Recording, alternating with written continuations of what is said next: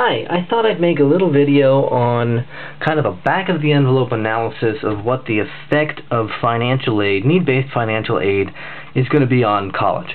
Just wanted to do a little analysis because it seems like with financial aid you'd get a ton more people being able to go to college, and then this analysis here doesn't show that. So I don't know if the analysis is wrong, but it's just some ideas on what might happen. What I have here is a supply and demand graph. Along the bottom axis we have quantity, so that would be semesters of college, and along the top axis we have price, which is the cost per semester of attending college. This steep line going up here is the supply curve. That line shows us how many seats a college is willing to provide at a given price, how many semesters of college they're willing to do, and student semesters of college. So and we see that I expect that to be a fairly inelastic curve. That's a steep curve. That means that if you change the number of students going to college a lot more people want to go to college, the price is going to jump a lot. In fact, a small change in the number of students who go to college is going to cause a big change in price. That's what a steep curve means. This somewhat shallow curve coming down here, that's demand.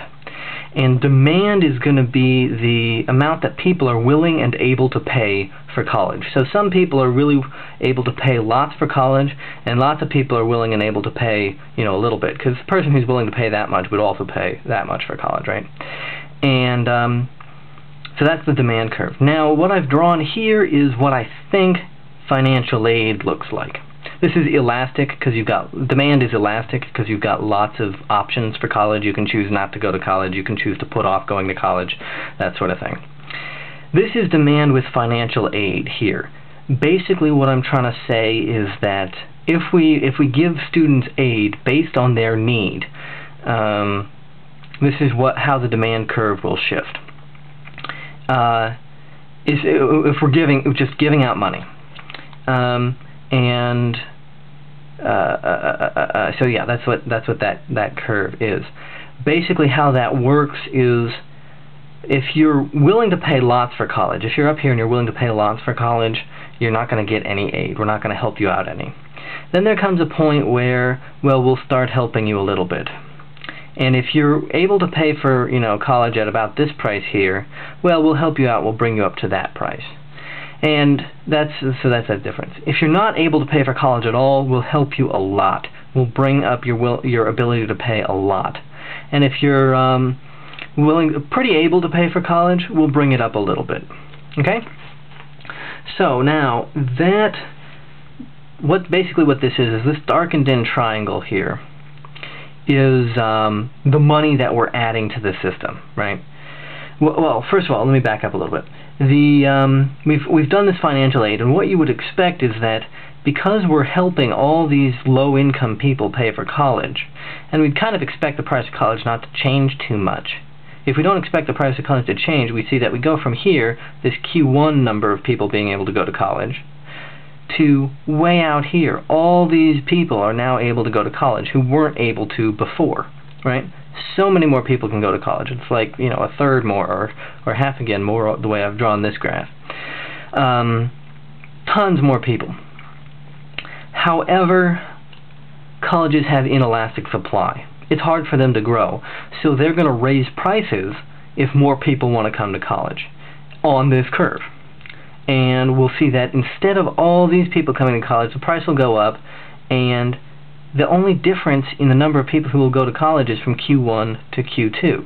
Just a few more people will be able to go to college, right? As we move up this demand curve. Now we also see that the price has gone up quite a bit from P1 to P2. This is just because it's hard for colleges to get more students, right? Or to accommodate more students, so they got to raise the price a bunch. And so you see a big jump in the price of college and a small jump in the number of people who can go to college. Now this triangle here that I've darkened in a little bit, I think is really important because that is the amount of money that we have to add to the system. That's just free money that we've thrown at the system to to help people go to college. And we see the way I've drawn this here, we see that essentially from the new price, essentially it looks about half and half. Half the money goes to the college and half the money goes to the students, right? But look what else we've done.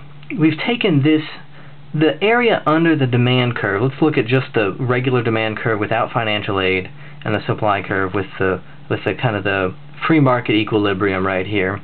We see that the area of this triangle here is what we call the consumer surplus, or the student surplus. This is the difference between what they have to pay to go to college and what they could pay to go to college. So if there's no difference between what they can pay and what they had to pay, it's like, well, going to college is not a big deal. I'd rather have the money, or I'd like the money just as much as I'd like the education. What this difference here is showing how much more they'd like the education than the money. Now the area down here is college surplus, all right, university surplus. This is how much more they'd like to have the money than they'd like to have the semesters.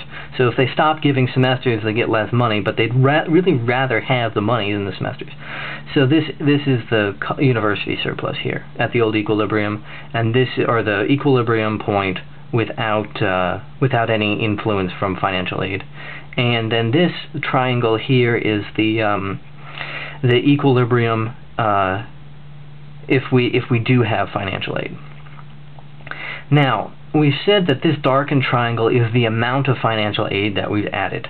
Those are the number of dollars that we've actually thrown into the system, and they either came from, the general taxpayer, or maybe we stole them from Canada, or maybe we robbed a bank or something. That's where all this money came from. We'll just suppose that it's free for now, free money for now. And yeah, now we've changed university surplus and student surplus, right? The new student surplus is going to be this area under the demand curve. Remember, there's this elbow in the demand curve now. The demand curve with financial aid is the new student surplus, all right? So it's, I don't know what you would call that shape. Like a concave quadrilateral or something? Because we've got four sides, one side there, one side there, one side there, and one short side there, right? That's the new student surplus. Down here, below this line, this is still going to be a quadrilateral, it'll be convex on all corners, is the new university surplus. So the universities actually, they got some of the money that we dumped into the system. They got, it looks like they got about half. Maybe the way I've drawn this, they got a little less than half. But they also got all this surplus here. We've basically taken money from students and given it to the university, right? This advantage that students thought they had from the old equilibrium price. Now we're just talking about the students who were able to pay for college. We've mostly just shifted that advantage, that surplus, from the students to the university. And we've increased the price of college, or increased the price of college from P1 to P2. That's a bit steep. And increase the quantity by peanuts, by just a very small amount. So that's what I think, that's how I think you could basically model the effect of need-based financial aid on the price of college and what that does. Basically, you get a few more people going to college, and this is free money too. We're just dealing with free money that came from Canada or because we robbed a bank or something. We get a small increase in the number of students who can go to college. We get a pretty steep increase in the price. And that's about it. Thank you very much.